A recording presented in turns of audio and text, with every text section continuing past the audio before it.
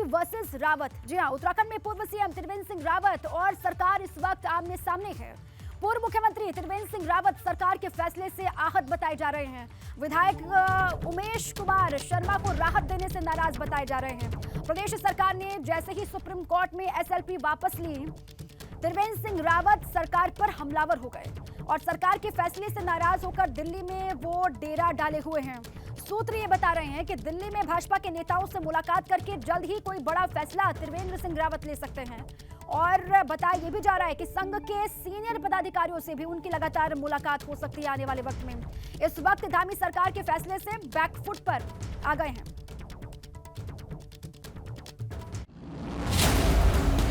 कानपुर से निर्दलीय विधायक उमेश कुमार को प्रदेश सरकार के फैसले से बड़ी राहत मिली है। धामी सरकार ने उमेश कुमार पर दर्ज किया गया राजद्रोह के केस को वापस ले लिया। फाइल की थी जो त्रिवेंद्र सिंह रावत वर्सेस उमेश कुमार था। एक एसएलपी सरकार वर्सेस उमेश कुमार थी और एक एसएलपी हरिंदर सिंह रावत वर्सेस उमेश कुमार थी।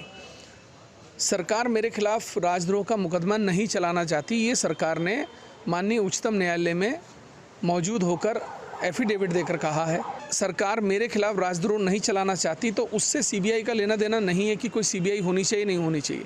सीबीआई का निर्णय जो त्रिवेंद्र सिंह रावत वर्सेस उमेश कुमार की पिटीशन है, तत्कालीन मुख्यमंत्री ने मेरे खिलाफ जो फाइल की थी, उस पर निर्णय माननीय उच्चतम न्यायालय लेगा कि सीबीआई चलनी चाहिए नहीं चलनी। धामी सरकार निर्दलीय विधायक उमेश कुमार शर्मा के खिलाफ राजद्रोह का मुकदमा नहीं चलाना चाहती है और यही वजह है कि सुप्रीम कोर्ट में चल रहे इस मुकदमे में राज्य सरकार ने एसएलपी वापस लेने का एफिडेविट दाखिल किया है। पुष्कर सिंह धामी सरकार ने राजद्रोह के मुकदमे को कंटिन्यू करने के लिए जो एसएलपी सुप्रीम कोर्ट में दाखिल की थी, यानी जो काम त्रिवेंद्र सिंह रावत ने किया था, उसको धामी सरकार ने वापस ले लिया। और धामी सरकार के वो विड्रॉल की प्रक्रिया शुरू करने के लिए वकीलों द्वारा जैसे ही हलफनामा दाखिल किया गया तो भारतीय जनता पार्टी के भीतर भूचाल आ गया। धामी सरकार ने त्रिवेंद्र सरकार के समय का एक और फैसला पलट दिया है और इसीलिए त्रिवेंद्र रावत के लिए ये बड़ा झटका है।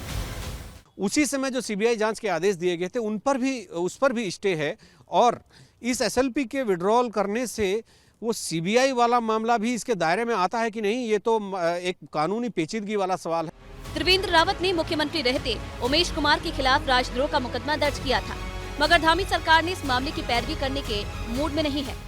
उत्तराखंड भाजपा में चल रही अंदरूनी लड़ाई अब कानूनी पेचीदगियों में फंस गई है और एक पुराने मामले में धामी सरकार द्वारा एसएलपी विड्रॉल की प्रक्रिया शुरू करने के बाद ये लड़ाई और तेज होने के आसार हो गए हैं।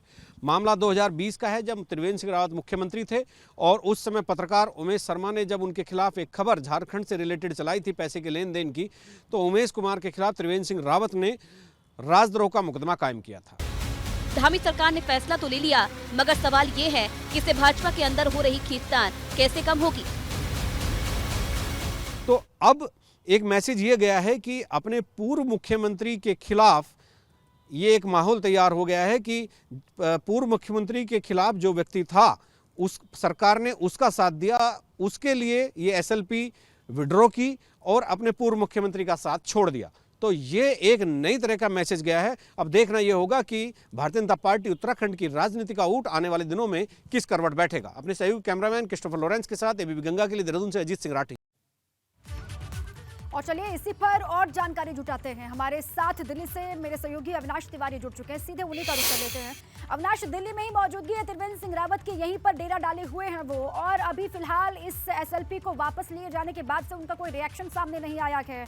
अब बहुत अहम हो जाता है कि उनकी तरफ से क्या कहा जाएगा, और जानकारी सूत्र ये भी दे रहे हैं कि आने वाले वक्त में बहुत बड़ा कोई फैसला वो ले सकते हैं।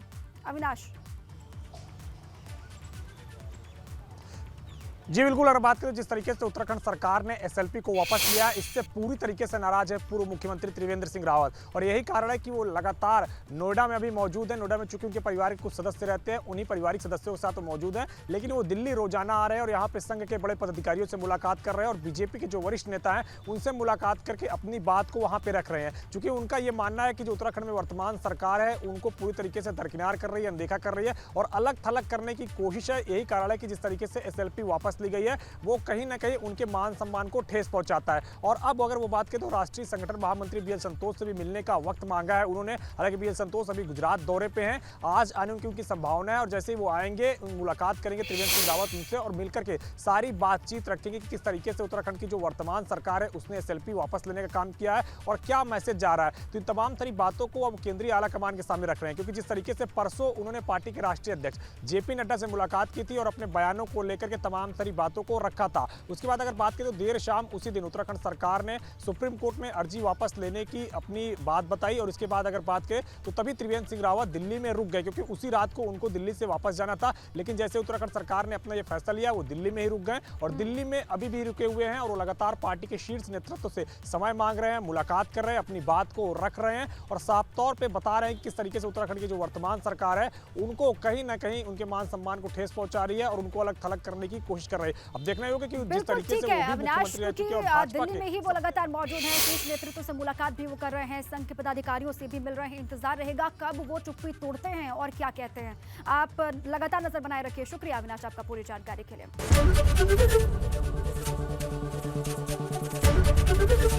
एबीपी गंगा, खबर आपकी, जुबान आपकी।